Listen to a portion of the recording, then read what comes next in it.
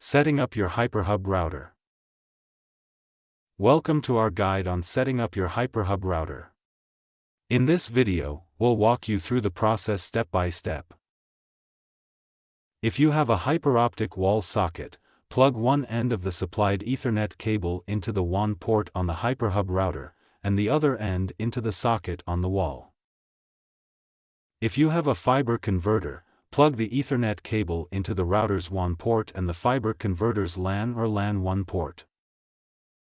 Then plug the power adapter into the Hyperhub router's power port and mains and switch it on. Finally, press the on/off button on the router. Once the WAN and Internet lights are green, you're ready to set up your Wi-Fi devices. Please be aware, this may take a few minutes.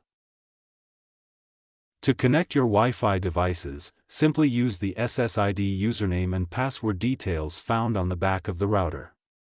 To change your username and password, head to How Can I Change My Wi-Fi Name, SSID, and Password?